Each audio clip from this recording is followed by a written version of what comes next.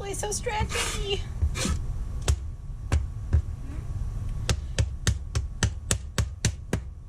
Stretchy. I like when something works.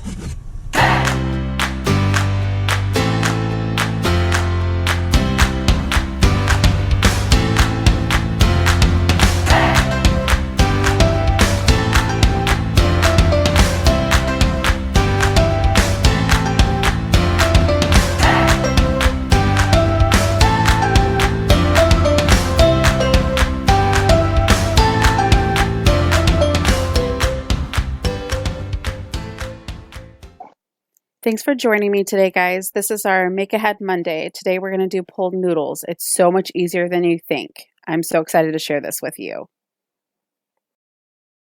Here we have me working with the dough. This is after it has done 2 resting phases. The first time after you knead the dough together, it does seem a little bit dry. But the second time it starts coming together, the dough softens up and gets a lot stretchier.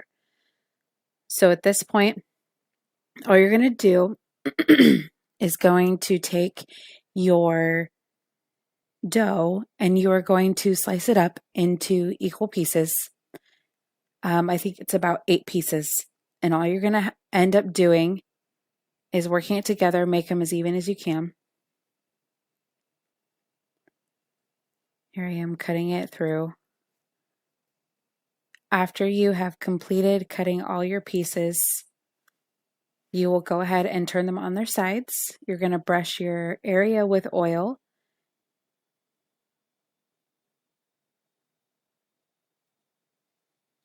And then after that, you will continue and you will brush your piece of dough with oil as well. This just helps keep a soft outer part so it doesn't dry out. And it also allows you to work with a little bit so it's not sticking. So all I'm doing here is just rolling it out, and I'm going to continue this with all the pieces. And then once I'm done with that, I will go ahead and cover it, and it will do its final resting stage before we turn it into noodles.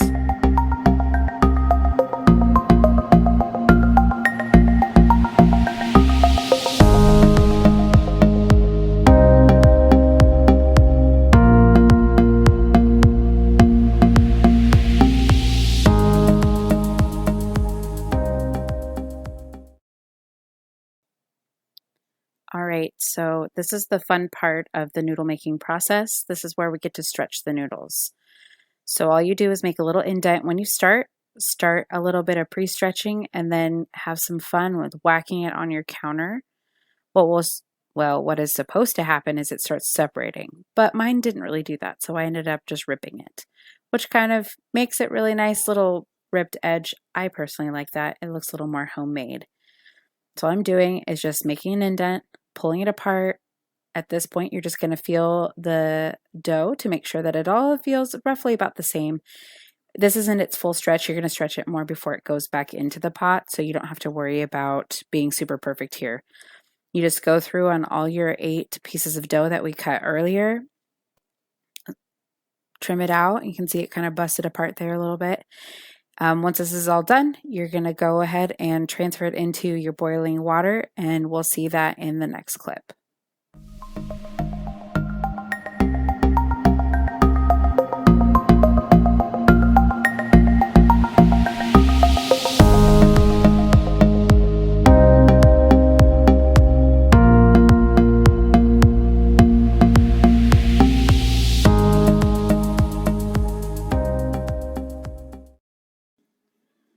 This point in time, you're going to go ahead and take that pot of water and you're going to take your noodles. And what you're going to do is you're going to stretch the noodles and put them into your pot of boiling water and stretching as you go.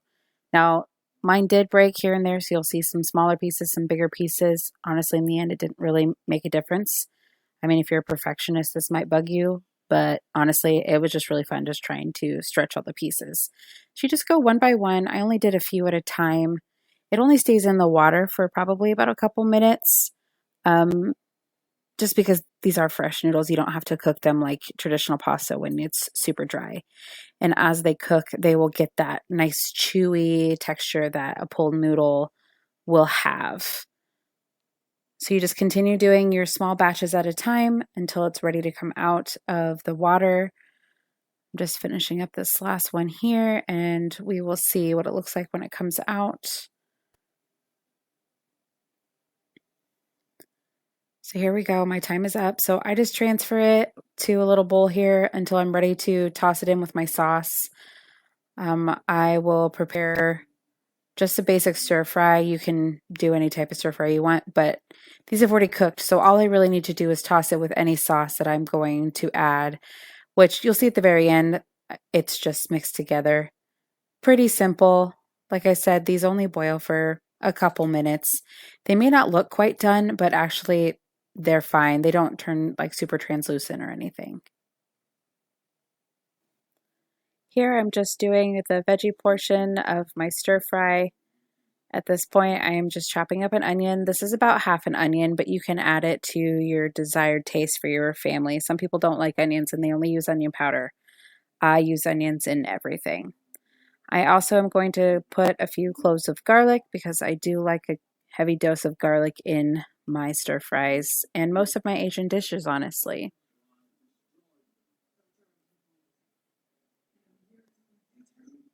Once I've gotten through with chopping up my garlic, I will go ahead and chop up some carrots and also some cabbage just to add in a little bit more color and flavor. Pretty much I just like to keep those pretty darn simple.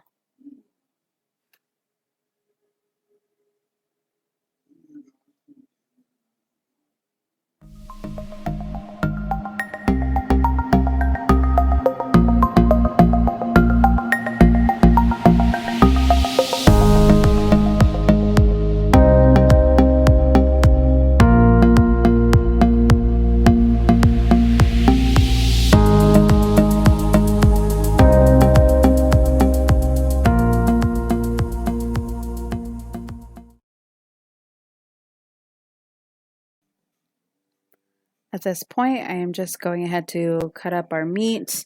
This is just a couple of inexpensive steaks I found just to make our beef stir fry. All I'm doing here is just adding my onions. After this, I will add our beef and just a little bit of oil till it's seared.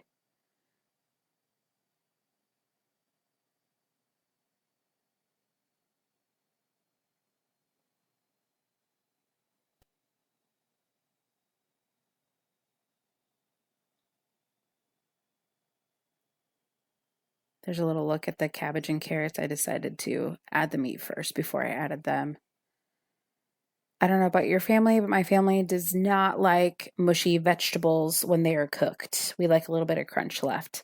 So for me, when I add carrots or anything to my stir fries, I add them just enough time to get warmed through without being fully soft and mushy. That's just a personal preference of my particular group. And I did make a simple stir fry sauce to go on this with just some soy sauce and things. And here is a look at our final product. Super simple, super quick.